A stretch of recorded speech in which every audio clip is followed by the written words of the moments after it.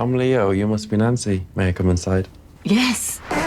So I've made a list of things that I'd like to get through. Number 1, I perform oral sex on you. Number 2, you perform oral sex on me. Number 3, we do a 69, if that's what it's still called.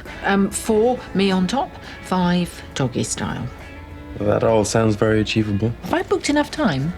You want to do it all today? Yes. No. And that's how we got a mature tag! That's clinical.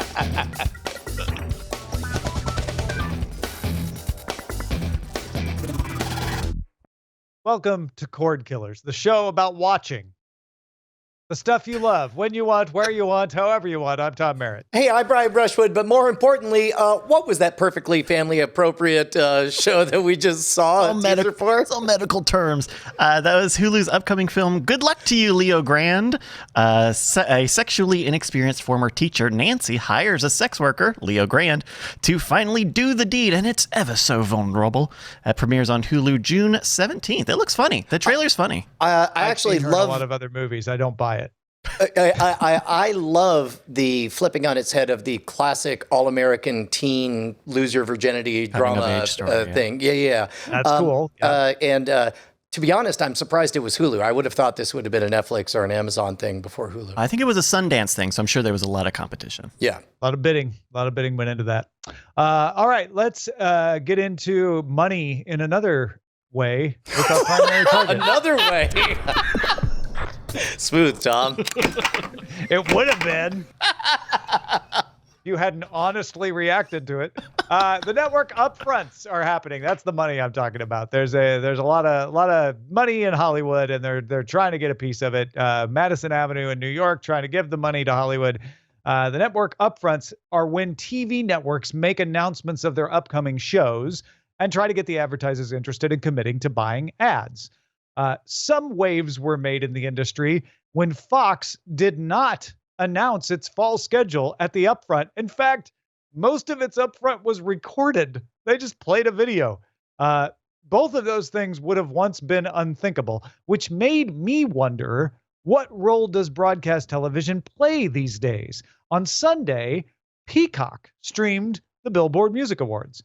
Earlier this year, it streamed the Winter Olympics on Peacock. Both the things you would have needed some cable replacement service, if not cable or an over-the-air antenna, in order to watch before.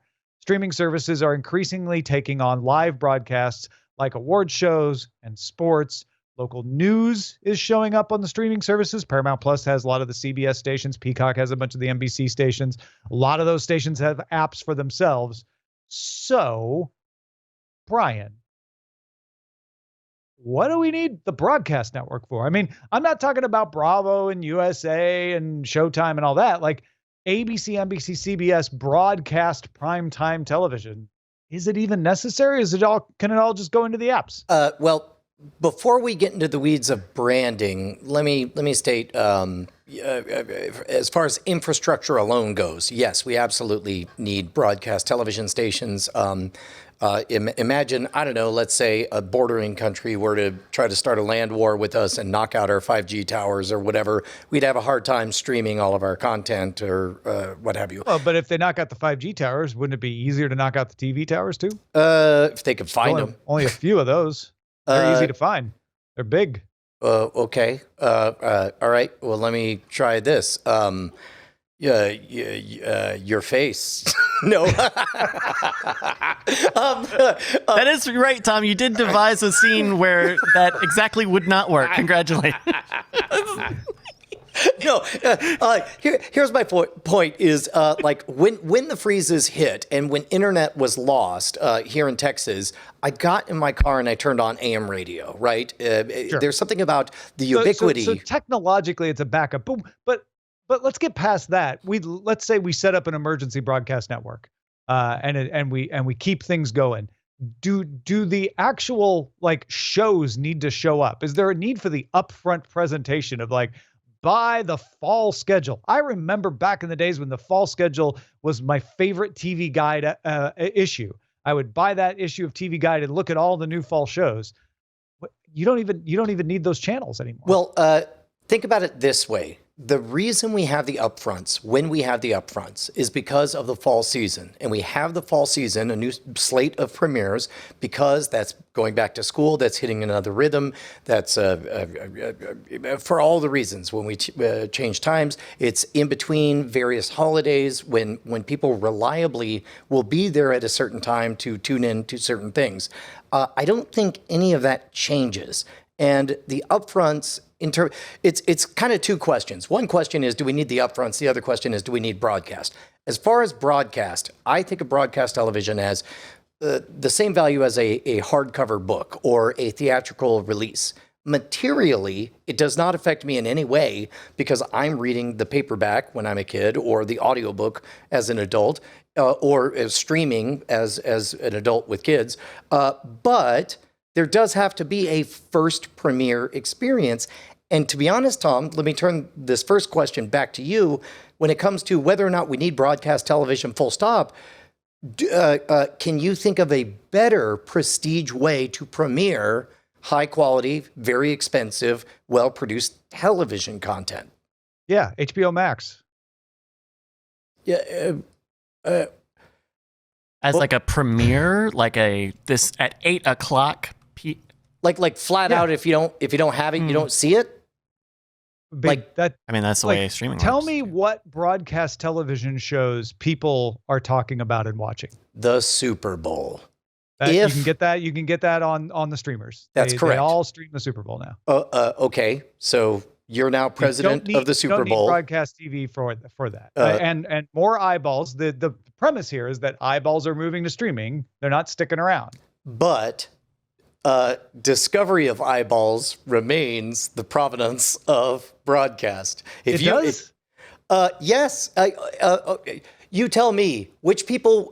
Let's say tomorrow, a new sport called Tom and Brian Indian Wrestle is going to be premiering, and you get one platform for it to premiere. ESPN Plus. You would rather have that than Yes. on NBC 7 p.m.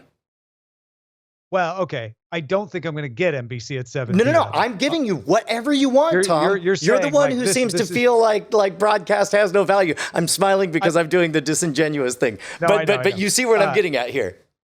The NFL and Major League Baseball have decided that it's okay to put some of their very valuable games available on streamers exclusively. Apple TV Plus and Peacock in the case of Major League Baseball, Amazon Prime Video in the case of NFL. So I feel like the tide is going that way. All the shows in the upfronts are all shows that you don't hear a lot of people talking about. Maybe The Masked Singer. I think Open Bayou's right about that. I watched This Is Us, which is actually fairly popular. But I look through all of these shows that they announced, and it feels like the big new shows are all coming to the streamers. Okay. Even from the big networks like NBC and ABC and CBS. From the consumer point of view, and I'm really thrilled that we're kind of zeroing in on a point where we're converging.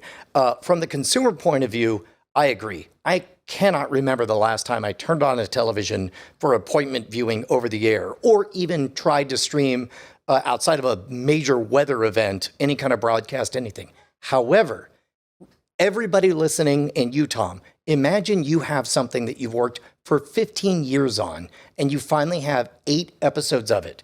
You can put it anywhere you want, but you only get those 8 episodes, and that's it. Where do you want to put it? Do you really want it to be on? Hold on. No more jokes. No more jokes. I want to seriously. I'm not joking. Like, broadcast is not where I'd put it. TikTok, YouTube, that's where the bigger audiences are right now. Maybe HBO Max or Netflix, What Disney Plus. guarantee do you get from either TikTok or YouTube? You don't get a guarantee. That's right. But you have But the do you know biggest where you audience. do get a guarantee? Broadcast.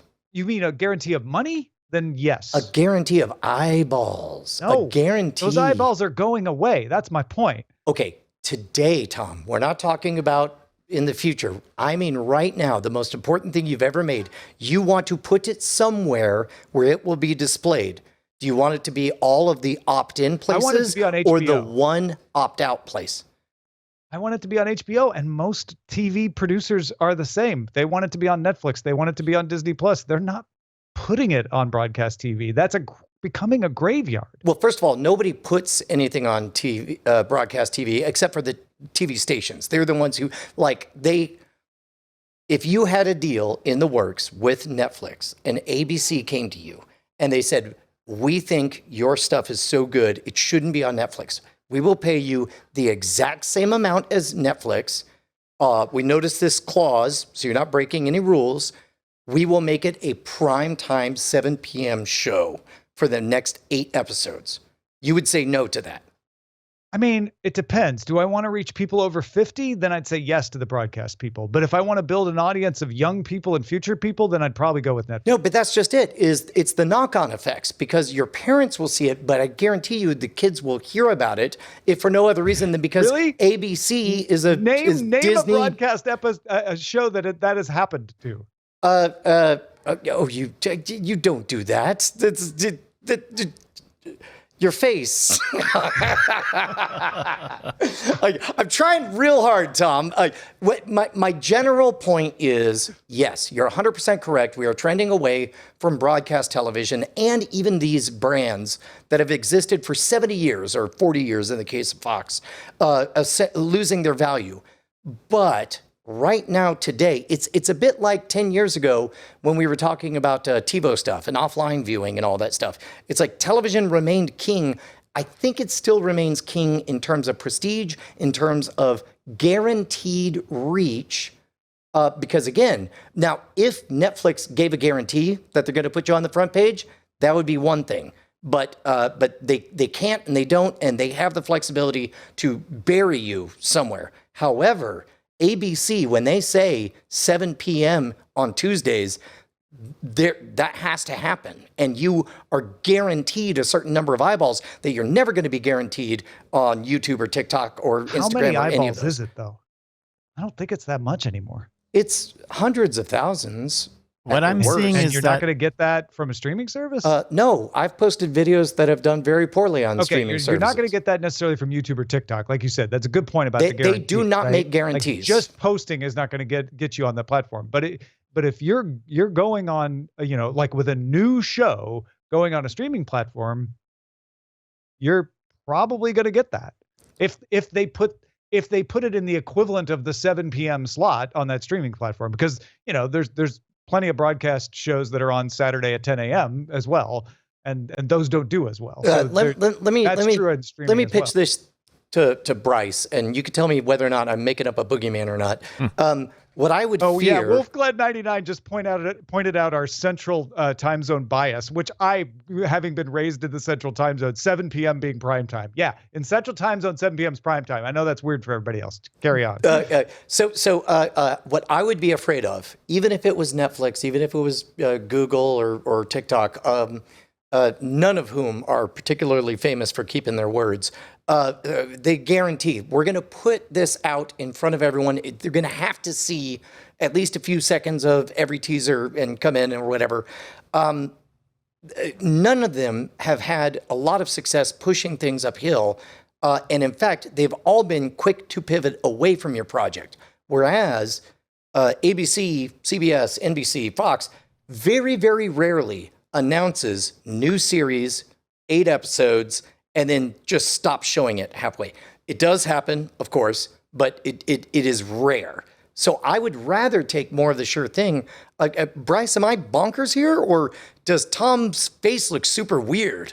Well, I mean, little column A, column B, but I think Tom does have a point about demographics, right? Like I pulled up the Nielsen ratings for the last week. The top show from last week was FBI on CBS, 7.5 million viewers.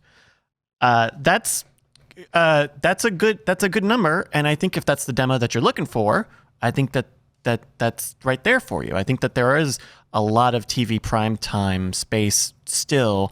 There's still a lot of heat there, right? If TV didn't work, they would have chopped that head off a long time ago, right? Yeah, and Brian and I are both arguing from other ends of our actual beliefs. So in the let's move back to what we actually think phase of this conversation.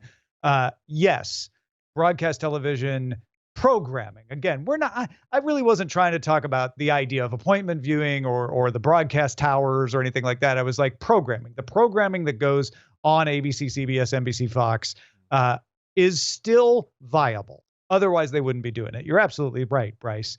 But I looked at that list of upcoming shows and I was struck by the fact that none of them seem like the kinds of things that are going to be hits. Maybe that's just the bubble I live in, doing internet stuff and being online. But the demo does seem to bear it out that things that are shown on primetime broadcast television tend to be popular with older people like me than they are popular with younger people. And I feel like where we're headed, in all honesty, is NBC slowly becomes Peacock. And the number of offices and friends and things that can build an audience and translate to streaming later, I'm not sure if that day is here. I think This Is Us is a possibility for that. Masked Singer is a possibility for that. But I don't know how many more of those there are yet to come. And I wonder if at some point they change Paramount Plus to be CBS again, or if they change Disney Plus to be ABC, or if those brands just get subsumed or what. But I do think we are headed that direction. And it really struck me when I saw the upfront presentations how nobody's excited about the new fall schedule the way they used to be in the 80s. Right. It was like, oh my gosh, what are the new shows coming? I can't wait to find out. I do have a parallel, and I know we don't want to go too long on this segment, but it reminds me a little bit about the difference in strategy between impression marketing versus direct response marketing. Impression marketing is when all you care about is the number of eyeballs who see the word. Let's say you're marketing Hulu, ironically. Everybody on Hulu already knows what a Hulu is, but billboards, other ads on other things, all you want is for people to recognize the words Hulu. That is different from direct response marketing, which is when you go to your mailbox, you get your electric bill, and next to it is a postcard that says, try Hulu now with this specific offer for you in your demographic and your zip code, right? Direct response marketing is penny for penny far more effective. And you could legitimately say, why on earth are you wasting millions or billions on impression marketing when all dollar for dollar trackable, the better deal is direct response marketing? And the answer is because when you're playing for glamour, fame, and status, nobody suddenly respects you because they got a postcard from you. They do respect you when you have glitzy glamour premieres and billboards and all that. Yeah. And I think that is part of it. And the numbers are also moving the way of the streamers as well. And the fact that we see the glamour moving over to the streamers is part of that. And as the numbers move over to streaming, the money will move over to streaming. So yes, right now you're absolutely right, Brian, that guaranteed 22 episode run is a better financial deal for a creator. But it may not be bringing the prestige. I would argue that it's not bringing the prestige. Also, if I could finally flip sides, Bryce brought up a really good example. The number one most viewed thing was a show that I've never heard of called FBI. This is broadcast, not cable, but yes. Broadcast. 7.5 million viewers, was a random Wednesday night for the Golden Girls, somewhere around seasons 4 or 5. Back in the day. Like, that's how far broadcast has sunk. Yeah, because broadcast has a potential audience of 100 million. And so the top show only got 7.5 million out of that potential audience. Yeah. That doesn't mean everybody's sticking their antenna up. A lot of you are. Some people in our chat room right now talking about like, hey, that's how I get my TV. There just aren't as many of you as there used to be. Yeah. All right. Well, if you want us to keep having this kind of conversation, because it's fun, it's instructive, we learned something, I'm sorry. It just can't happen, Brian. I'm sorry. That's Well, look, we were just talking about whether or not there are the same number that there used to be. You guys know that I used to have a terrible, terrible disease called three-digit disease. And a bunch of you rallied together and went to patreon.com/Cordkillers to become one of our bosses. And thankfully, we got over 1,000 bosses. And look at that. We're now up to 1,005 fantabulous bosses over at patreon.com/Cordkillers. My goodness, I was wrong. I was absolutely wrong. We can continue thanks to our patrons. Thank you. Thank you to everybody who pitches in. It's nothing money. You'll never notice it, but it means the world to us. And more importantly, you jump to the front of the line in any conversation, and you get our special after talk bonus stuff that we do. That sometimes we get a little bit super honest in. Mostly, it's disingenuous. Last week we had an extra spoiler in time. Basically, in After Talk last week, we talked about Doctor Strange and Everything Everywhere All at Once. So if you wanted even more spoilers about those movies, you could subscribe to us and listen to After Talk. Yep. Patreon.com/Cordkillers. All right, let's talk about how to watch.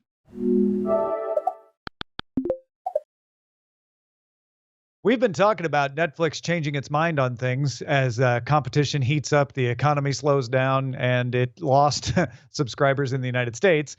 So they've been talking about having an ad-supported version of its service. According to a note to workers that the New York Times found, it might come before the end of the year. But Deadline sources say that Netflix is also considering changing its mind about another thing: live streaming. But we're not talking about sports. We're not even talking about news. Instead, a small team at Netflix is apparently in the preliminary stages of developing a feature to live stream unscripted shows and stand-up comedy. That could allow for live voting on their unscripted shows, things like The Circle. It could allow for live reunion shows for those kind of shows to happen after a finale is finally released. For comedy, Netflix's live festivals could be live streamed. They just put a Netflix is a Joke festival on. They could live stream that. Disney Plus has been live streaming the Academy Award nominations earlier this year. Plans to stream Dancing with the Stars live, so you can do the voting later this year. Obviously, we talked about the Billboard Music Awards on Peacock and sports and Super Bowls and all of that sort of thing. So live streaming is happening on pretty much all the other platforms, including Apple TV Plus, which is live streaming Major League Baseball. Netflix has been the lone holdout on this. And I think that has, up until now, been the right call for them, because chasing fads is what number two does. They're number one, and so they should act like number one, which means sit, watch, figure out what the right moves are, and stick to their brand. And in this case, they managed to stick to their word, because it's not sports, it's not news, but instead, what is the one thing that Netflix has dominated is comedy specials, because they figured out that comedians can, it's not that hard to produce a comedy special. Comedians love getting paid a lot of money, and they're able to do that. They're already with Netflix as a Joke filming it, right? So they're a long way down the road to being able to just be like, well, let's stream it live too. Well, and I don't want to sensationalize this or in any way approve of the thought process that I'm having. And for all I know, nobody at Netflix has had this thought. But a thought I had as a consumer is, we live in the timeline where every comedy special has a non-zero chance live of becoming Wrestlemania.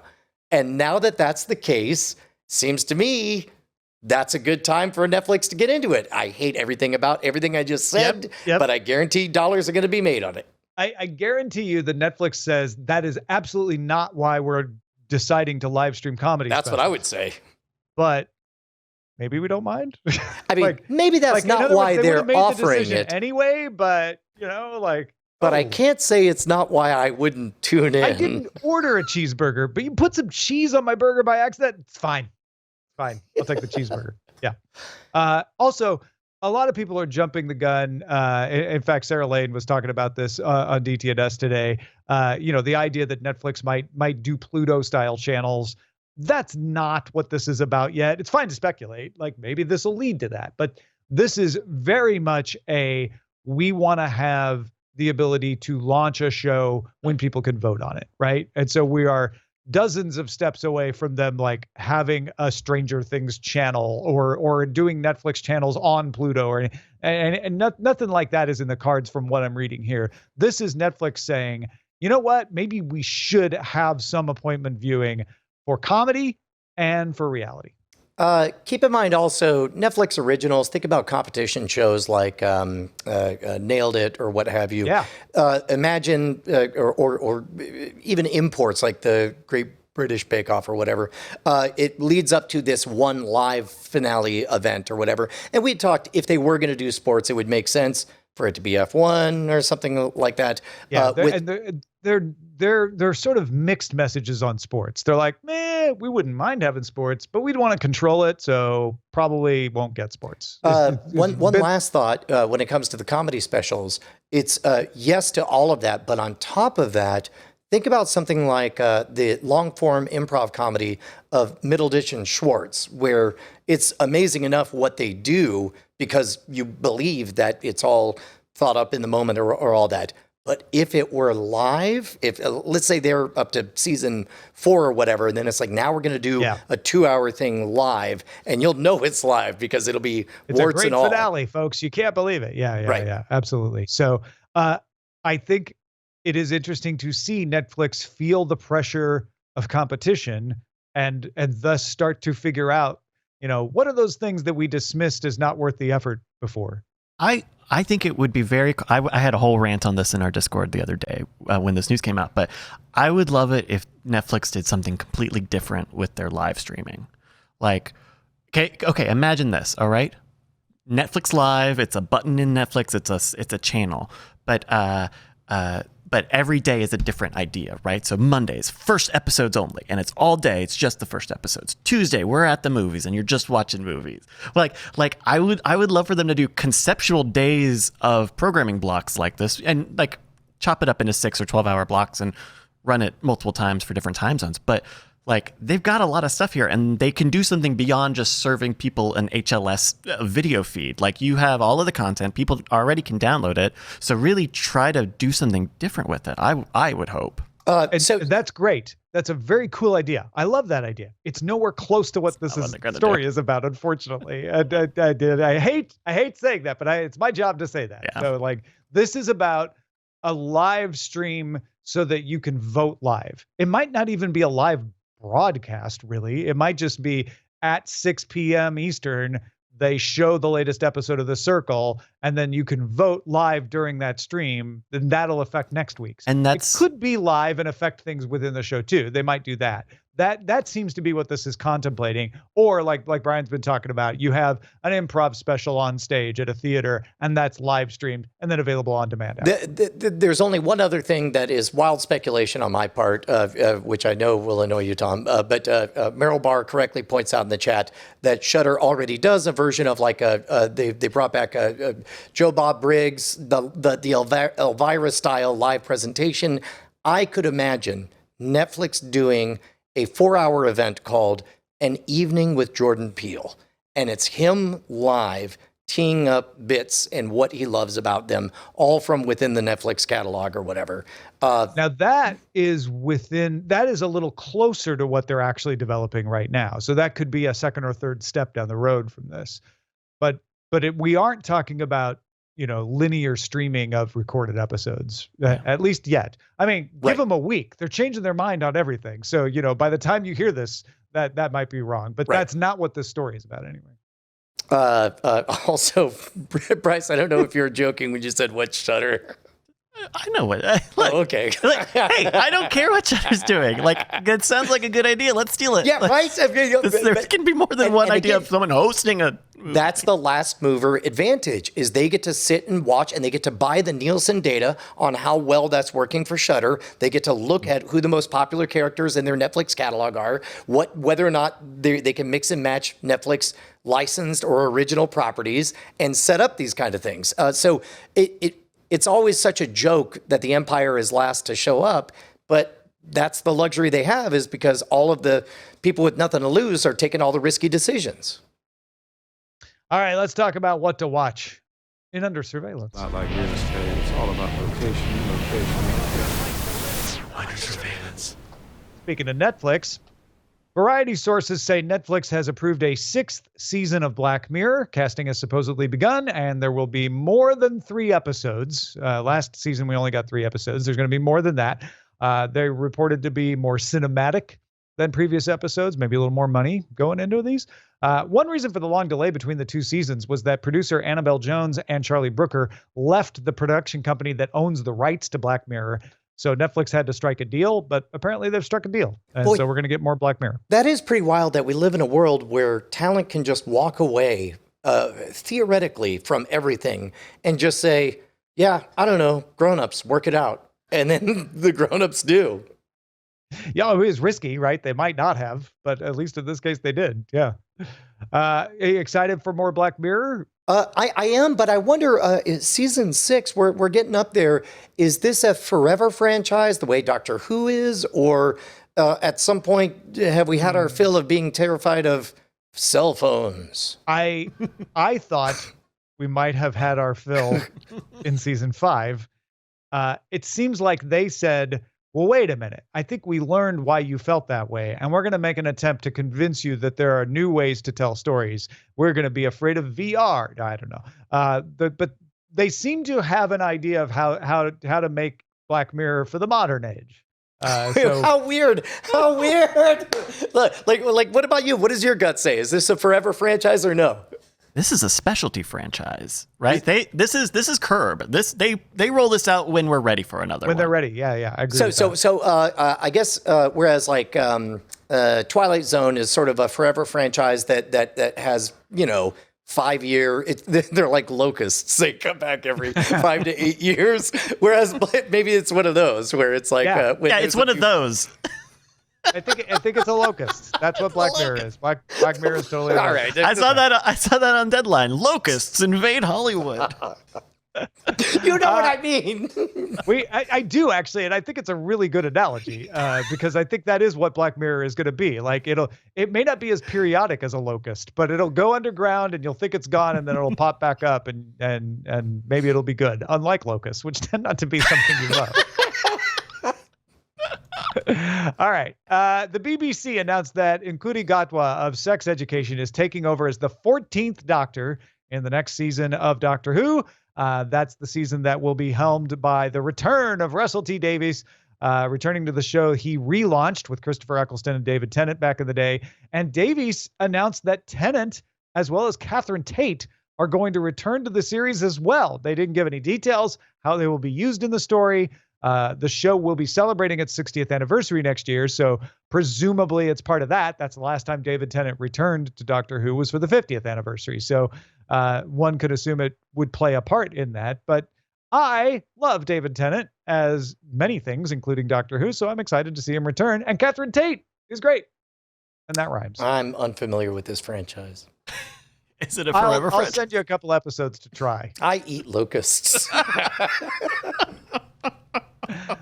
Did you ever watch the David Tennant Doctor Who, though? All kidding aside. I did. I did. I watched all of the Christopher Eccleston ones. I saw most of the Tennant era, a little bit of the Matt Smith, and then fell off.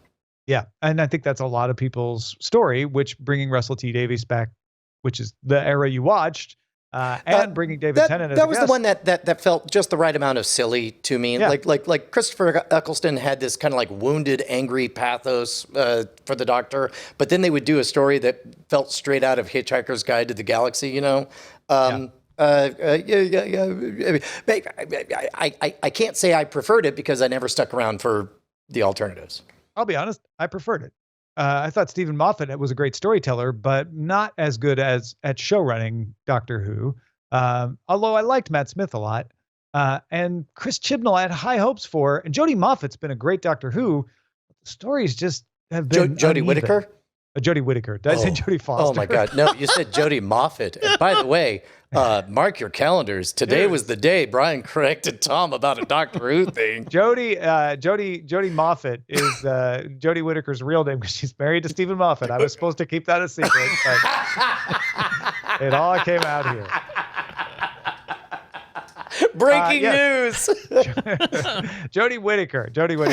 Anyway, the point is, I think it's going to be better now. And I'm excited that David Tennant's coming back. The trailer for James Cameron's Avatar, The Way of the Water, was released to the public, coming to theaters December 16th.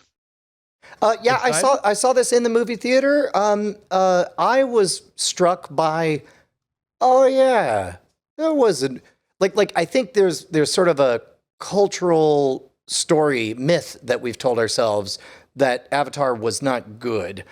You can fault James Cameron for a lot of things. He's very by the numbers. He doesn't take a lot of risks. He's not obvious in his metaphors. The big, this planet will kill you like a jujube. Also, I'm standing in front of the air conditioner and these flaps. Oh, does it look like a giant flag right out of Patton? I didn't notice. Anyway, but James Cameron is very, very good at telling simple stories and sticking to the fundamentals. And I kind of got a tickle of excitement. Like, for the level of world building that they've done, I don't think it'll be terrible. I think maybe, just maybe, we'll get excited and remember what we liked about Avatar the first time. I mean, I don't know if we will, but I never disliked Avatar, and I never pretended that I disliked Avatar. I always liked it enough, and I watched it multiple times, sometimes only in fragments. And when I saw this trailer, I felt the same way as you. It's like, all right, Avatar. You know, a lot of people criticize it for not being an Olympic swimming pool, but instead being a bathtub. But I like soaking in a bathtub. I don't have to get into water and have to win an Olympic race every time. And that's what Avatar is to be. Like, you just soak in it. Don't think too hard. It's a relaxing time. I enjoy it. Good. Come to the metaphor side. More metaphors. They make you powerful. How about metaphors for this one? We got a trailer for season 4 of HBO's Westworld, an 8-episode season that launches June 26th. Yeah, man. I knew it was a Westworld trailer because it had New York City, public transit, future fashion. Apparently, we're going to get to see more worlds, though we did not see them in the trailer. Oh, we did. Did you guys catch it? No. Did I miss it? What'd I miss? Gangster World. Oh, I thought that was just New York. No, I think yeah. Gangs of New York. Yeah. That's the scuttlebutt that I heard from this compilation of B-roll. Tom, I hope that 7 years from now, we have a service where you can have your memory wiped for about 36 hours, and we can experience watching this as one big binge fest. I'm sorry, we're done with the Black Mirror story. Okay. But my point being, I don't think there are many shows that rate higher on the better to binge than to watch week over week than Westworld. And that is evidenced by the fact that all of this looked like nonsense. And I have seen every single episode of Westworld. I have a proposal to make. Yes. Will you do me the honor of not watching Westworld, but participating in Spoilerin time, and then binging it all at the end? Binge it all. Tom, you asked if I would do you the honor, but allow me to assure you, the pleasure is all mine. But the key is you still have to do Spoilerin time. You still have to do Spoilerin time. Oh yeah, no, I will. I will. But you know what? You're going to know what's going to happen. Okay. Will he?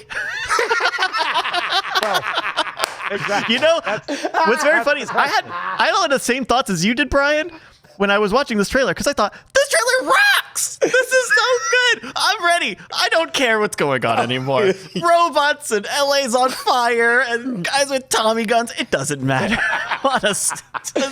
Maybe that's the threshold that I needed to cross. We're just throwing out the window, baby. Maybe I only get to watch the last 5 minutes of every episode. I'm never allowed any context, and that's how I experience the whole thing. In fact, cordkillers@gmail.com. Whatever kind of crazy restrictions you want to put on me. My guess is, but you have to binge it all before the finale, so that we can have a spoiler in time of the finale where you watched it all. Yes. Yeah. All right. The Boys has a new trailer out for season 3. We're getting a new character called Soldier Boy, and Stan Edgar, the CEO, is returning, played by Giancarlo Esposito. First 3 episodes return to Prime Video on June 3rd. Soldier Boy appears to be like what? Evil Captain America with the jabby, pointy, face stabby sword? I mean, that's also kind of Homelander, but yeah, another evil Captain America. I guess. No. I mean, Homelander's more Superman. That's I evil guess. Yeah, Superman. right. Yeah. The only thing I didn't love was that I kind of liked that they hinted that there would be some kind of who's our main guy that we love? Davey? No, Joey. no, the cool one. Oh, Beard face McHady Billy. super. Oh, you mean Billy? Billy. Yeah. I liked it better when they were Bob? hinting he was going to have superpowers, and liked it less in this one where they're like, when you take this for 24 a hours, superpower. you will have Yeah. superpowers. then I'm you like, see him okay, going all right. mad Seems with like a fairly superpowers. major plot point, but that's fine. it doesn't matter. It's just LA's on fire, Tommy guns, robots. It doesn't matter, Brian. It's such a perfect day.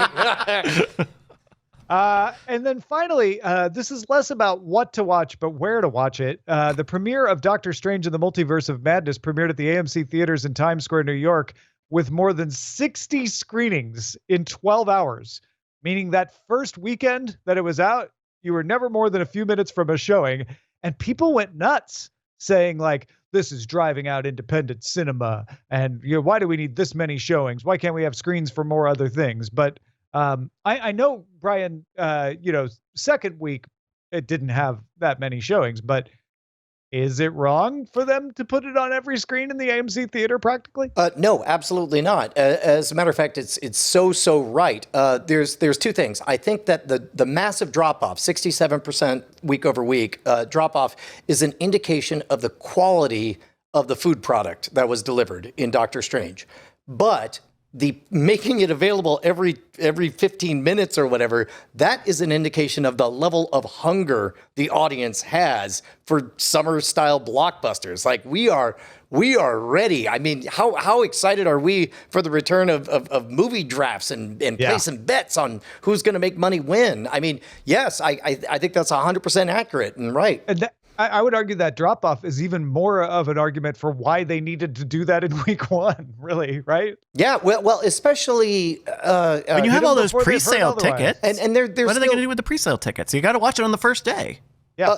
Well, and also on top of that, there is the if not the actual scientific concern about how worried you should be about COVID right now, there's the PR concern about like we are doing this specifically so that everyone can spread out. There's never a single totally packed auditorium. It's still there's still PR reasons to do it this way. All right, let's talk about what we've been watching. Brian, what have you put in front of your eyeballs? I tried I really assume hard. it's broadcast television's FBI. Statistically. I tried really hard to talk the family into watching Coda. This is now my second week of trying to get that to happen. But it was the kids' turn to pick. So my 14-year-old daughter, Josie, picked a movie that I figured both of them had seen, my 18-year-old and 14-year-old, but it's called a Silent Voice. I think alternately the manga was called The Shape of Voice. I'm not sure, but it's an anime film from 2016 that was unpleasant to watch. It made me very upset. It was also precious and special. And dealt with dark themes. The first 15, 20 minutes is a girl who's deaf in elementary school just being relentlessly teased, especially by one kid who you hate more than anything in the world. And then you stick with the kid who did the teasing and you learn about him and they re-encounter each other later. And as often happens in small towns, the person you picked on, you want to make amends with, and it just to be honest, Tom, I don't know that I could talk much more without getting choked up. It's it's TV 14 deals with themes of suicide and teasing and stuff, but it visually. And the editing, just these wonderfully weird shots. Like you'll listen to 2 minutes of dialogue, and you'll just be looking at the side of two knees during it, and then other parts that cover entire years will move very quickly. I think it's very, very good. and I'm glad I watched it. I cried a lot. Wow, that is a heck of a recommendation. Where did you watch it? Was it a rental? Netflix. Was It's on Netflix right now. Oh, it's on Netflix. Yeah. Okay, great. Well, I watched what I think might be the diametric opposite of that, Eurovision. Oh no, I would cry even more at Eurovision. For different reasons. Eurovision, if you don't know, I watch every year. I've been watching it for more than 10 years now. I think I've been watching it for maybe 16 years. I discovered it in the mid 2000s. I think because somebody mentioned it on Twitter. I'm like, what is that? And I found ways to watch it in the early days. For a while, the Logo channel was showing it in the United States. Then it went away. But the past 2 years, Peacock has shown it. Now, it's much better, in my opinion, to travel to the United Kingdom and watch it on the BBC with a legitimate BBC license holder, because Graham Norton is a treasure in doing commentary during Eurovision. Eurovision is a song contest. It has people wearing yellow wolf costumes singing about grandmas and bananas, and then it'll have someone from Sweden doing a knockout ballad that's amazing. It's super cheesy, super fun, and Graham Norton just adds a nice layer of frosting on top of that whole cheesecake. However, this year Peacock brought in Johnny Weir, who is more famous these days for doing commenting on ice skating during the Winter Olympics, but he was the U.S. commentator. So we got to do a little comparison between Graham Norton and Johnny Weir. Johnny Weir is going to be great. He's not experienced enough at this yet, but if Peacock lets him do this for a few more years, the snark that he can bring sometimes in ice skating is going to come through on Eurovision, and he's going to rival Graham Norton. Right now, Graham Norton's still got the way to go. He's definitely got the prize as far as I'm concerned. But Eurovision is super crazy weird to watch. I enjoy it every year. And 3 cheers to Moldova, to Norway with Subwoofer. They were 2 of my favorites. Serbia did a song where she washed her hands the entire time because she was singing about healthcare for artists. And the winner this year was a Ukrainian group that did a folk rap. So it's Ukrainian folk music with a hip hop beat, rapping in Ukrainian, and they won Eurovision. Right on. After all that. Well, it's I actually have many things I want to talk about, but also it was a long, very positive review. So aftershock. Yes. To the other side. There we go. All right, let's see what's on the lookout. Bryce, what should we be on the lookout for? We got an email from Dustin who writes, have you all seen The Staircase? The documentary series was made in 2004 and in my estimation is as non-biased as a documentary can be. It covers the true story of author Michael Peterson, who was arrested for the possible murder of his wife, who fell down a flight of stairs to her death. What the doc does has 2 camera units, one that follows the prosecution and the other follows the defense. And so you get a glance at how both sides utilize much of the same data to deal to get to different conclusions. It's fascinating to watch, and I've been shouting from the rooftops about it for years. Hopefully, the amazing doc gets a little love after people watch a new TV miniseries starring Parker Posey and Colin Firth. Thank you, Dustin. So there are 2 things here. There's the original docuseries called The Staircase. It started in 2004, and then Netflix finished it in 2013. That is on Canal and on Netflix. And then HBO, just started airing The Staircase, which is a dramatized adaptation of the story with Colin Firth and Parker Posey and Toni Collette. The original documentarian didn't love the drama. I'll leave you to decide that. But thank you, Dustin. And if you've got something we should be on the lookout for, please email it to us, cordkillers@gmail.com. What a cast. I like all those people. Yeah. All right. Meanwhile, Brian Brushwood is trying to get you to do something. Well, first of all, of course, you want to support the folks who make all of this possible, our friends over at Doghouse That's the first Systems. thing he's trying to get you to do. Doghousesystems.com/rogue is where you can buy your next desktop, laptop, or whatever. Use promo code ROGUE at checkout. You'll be helping us out. We might have a special thing that we're about to do with them. That'll be fun.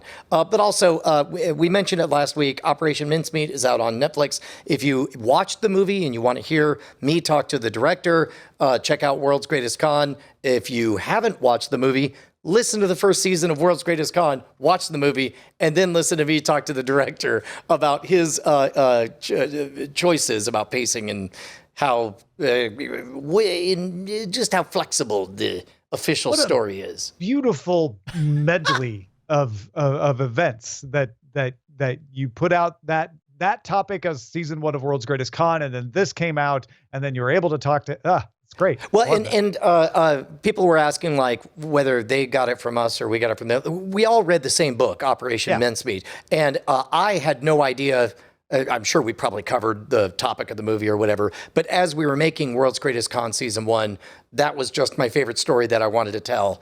And it happened to be a happy coincidence. And hats off to the folks over at Netflix who said, we noticed that you seem to be a fan of this story. Would you like to, I don't know, interview the director, John Madden? Right. That's how you do it. Other organizations might have thrown a cease and desist at you or something weird like that. Not that they would have had any grounds, but well, and that was something that not to get too far off, but it's like they had to pay for the rights to the book or whatever. I'm just a campfire storyteller who took 3 hours to tell my understanding of it, and so where are the lines? Who knows? But I'm glad that they did the smart thing, which is to reach out and say, "Would you like to see the movie?" That's great. I love that. Speaking of lines, let's move to the front lines. Front lines! Disney Plus added subscribers. Netflix, 7.9 million subscribers in Q2, beating analyst estimates. Total subscribers are now 137.7 million. Okay, so Netflix gets to brag that they still have 200 plus. Hulu added 300,000 subscribers. It's now at 45.6 million. And ESPN Plus added 1 million subscribers to 22.3 million. Now, you may say ESPN Plus 22.3. I mean, ESPN should have a lot more than that. But remember, ESPN Plus doesn't give you what's on ESPN on cable. It only gives you extra stuff that's not on cable with an occasional simulcast. Well, Disney CEO Bob Chapek has started hinting at a standalone ESPN package that would have all of ESPN, not just ESPN Plus. He didn't tell investors anything we didn't already know, that ESPN would be great as a streaming package, but he said it out loud, and he hasn't been talking about it. Before him, Bob Iger mentioned it in 2015, saying, yeah, that's like more than 5 years away. Well, it's been 7 years, and Chapek also said he feels bullish about adjusting the price of Disney Plus. We don't think he meant down, so expect a Disney Plus price hike in the next year, and possibly at least the first inklings of a standalone ESPN service. It's so bizarre that on this very show we were speculating about how smart a move it would be to move all of this to online and on demand, and we lamented the fact that there were these intractable long-term agreements with all of the cable companies, and now here we are, old and in the future, Tom, and we actually get to see the beginnings of those changes. For years, I've been telling folks there is an ESPN streaming package. It's called Sling TV. You get their cheapest package, which has ESPN on it, and then you log into the ESPN app with your Sling TV identification, and it's basically an ESPN streaming package. But for some reason, that's just too many steps for people to think about, and obviously it's going to be way different when Disney charges you $20 a month for ESPN standalone service versus $30 for Sling TV. And you were wondering if broadcast TV was going to stick around. Google demoed a feature on Google TV app on Android that lets users cast content from streaming services without opening a separate app. Google demoed this with Peacock, but did not provide a list of supported devices. The feature should roll out, quote, later in 2022. And for Google TV devices, there's ambient screensaver mode coming that can show sports scores and podcast links. Oh, very cool stuff. IMDb TV is now called Freevee, and Freevee is now available as an app on Apple TV. So there you go. You can finally get it over there at Apple TV. They just needed to change the name first. Also, if the Apple TV is too expensive for you, reliable analyst Ming-Chi Kuo gives you some hope that Apple might launch a cheaper version by the end of this year. Apple's cheapest model right now is the 1080p Apple TV that costs you $149. So I guess if there were a cheaper Apple TV, it would be around $99. Yeah, that tracks. I gotta say, I have the 1080 Apple TV that you just described, Tom, and it still works like a charm. Yeah, it just doesn't do 4K. It just doesn't do 4K. If you don't need it to, then yeah. it has all of the like top home theater, like eARC and all these other like surround sound features and stuff. It's for home theater fans. Apple TV is a great platform. If you could bring all that stuff to a $99 thing, which is what The Verge points out, that'd be pretty amazing. I mean, on top of that, of course, I'm assuming that you would get some amount of Apple TV Plus programming on there along with it. Meanwhile, the Roku channel lets you add on paid services like Stars and Showtime and has now added Discovery Plus as an option. Roku also announced a bundle of the Roku Ultra and the Roku Voice Remote Pro. Those used to cost $119 when sold separately. You can now get them bundled for $100. Yeah, that's nice. Throwing in the Voice Remote Pro on the Ultra seems to make sense. Save you a few dollars there. I'm puzzled at Discovery Plus coming to the Roku when HBO Max and Discovery Plus are going to merge. Warner has said that. That's what they're going to do now that they own them. And HBO worked so hard to get off of all of these platforms where you pay extra to add HBO. So very curious what the new strategy will be under the new ownership. I mean, if I were to speculate, I mean, you're in one section, you hear that maybe at some point something will happen in another section, and you're like, whatever, I just got to make my numbers. Hey, will you sign this? Can we do this? A few more notes here. Redbox is acquiring Crackle's parent company, Chicken Soup for the Soul Entertainment. Not a sentence I ever thought I would say. There it is. Pete Davidson is obviously a Cordkillers listener, as during the NBC upfronts, he said, quote, "Look out for our new show streaming on the cock." You're welcome. Apple TV Plus released a trailer for season 3 of For All Mankind. It returns June 10th. Simu Liu auditioned and was cast in a film called Barbie, starring Margot Robbie, because he could dance and because his agent said it was one of the best scripts he had ever read. I mean, agents say things, but it's got me intrigued about Barbie now. Bridgerton season 3 will diverge from the books upon which it was based, focusing on Penelope and Colin. Pixar announced its 27th film Elemental, coming June 16th, 2023, next year. It's about a fire and a water character who realize they have a lot in common, but also one of them could put the other out. Hulu will not make a second season of MODOK. Sorry, MODOK season 1's all we get. However, Hulu did sign a deal with Live Nation to be the streaming home of Lollapalooza, Bonnaroo, and Austin City Limits Music Festival live streams that will go through 2023. Peacock is developing a series based on the movie Reality Bites because 90s nostalgia.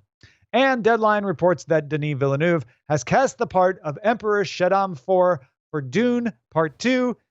The Emperor will be played by Christopher Walken. Oh, first of all, Shaddam IV is going to be amazing. I'm very excited for that. But back to the Barbie thing, I, for the life of me, cannot remember which iteration of Barbie animated, computer animated show it was. But I was stunned at the level of smart comedy writing that I saw. There was one moment that I paused it because as she was writing stuff on the chalkboard to like something math, like all you need to do was she is making a smart joke about math. But instead I pressed pause, and I'll be damned if that was not a legitimate calculus, finding the derivative and blah, blah, blah. Yeah, I was just like, all right, props. And in a world where the Lego movie can be very, very good, and the Legos are fairly, a blank slate, Barbie, where you get to play with so many social and stereotypical, there's so much character backstory and stuff. I think I have high hopes. Cautious Greta high Gerwig hopes. is the director, if folks haven't heard. So I'm intrigued. I'm definitely intrigued. Let's get to the dispatches from the front.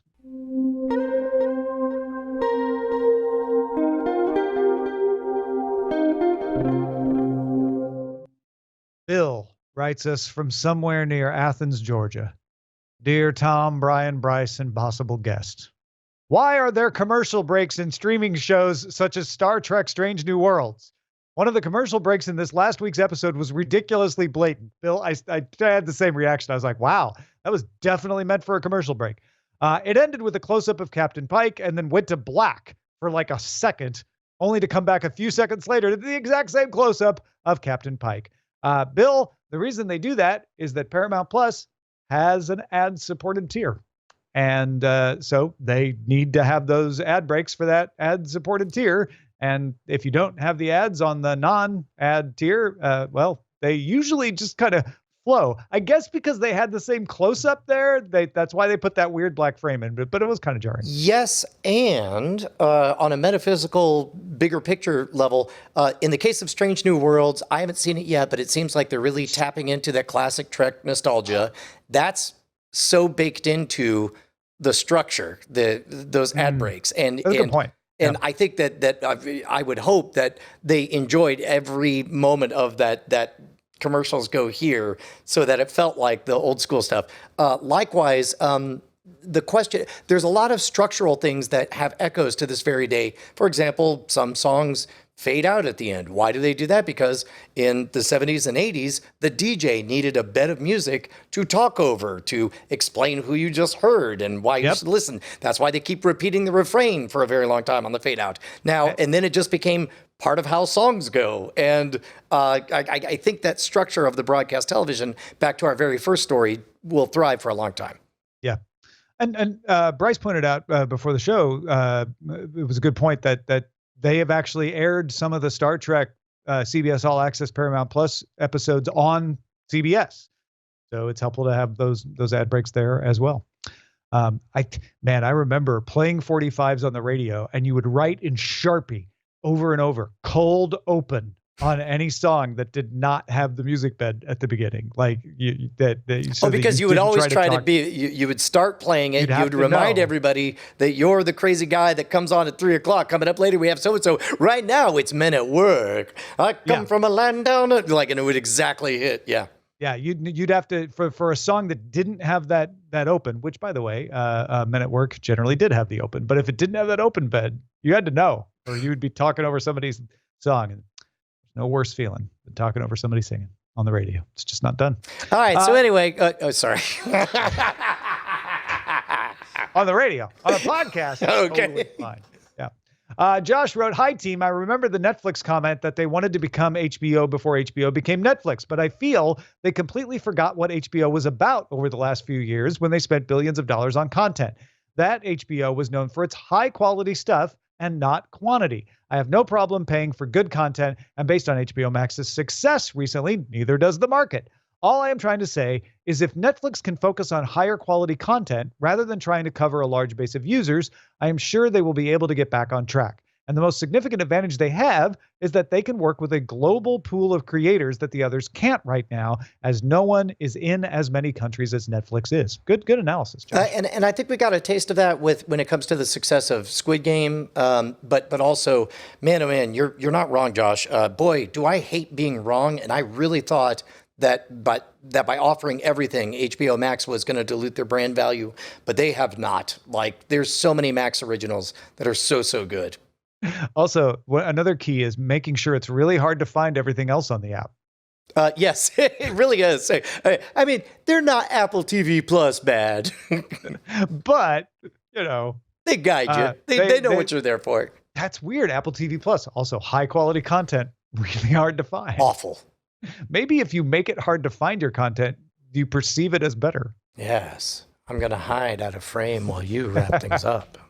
Well, that's it, folks. Our website is cordkillers.com. Our email address is cordkillers@gmail.com. We're live on twitch.tv/Night Attack, also carried on diamondclub.tv, Mondays at 7 p.m. Eastern, 4 p.m.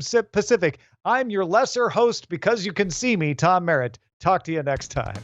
Hey, Tom Merritt, what's going on? I'm just hanging out here watching this scroll go by. What are you doing? Trying to set up a bit where we thank our beautiful, beautiful patrons, all these wonderful names. I'm sorry, I'm too distracted looking at these beautiful, beautiful patron names going by. Look at that one. I mean, if you wanted to be one of these people, patreon.com/cordkillers would be the place to go. I mean, they're scratching our itch, like, because we're addicted. As long as it's consensual, like, we're addicted to their money. And love. Might as well face it. Well, God damn it. Diamond Club hopes you have enjoyed this program.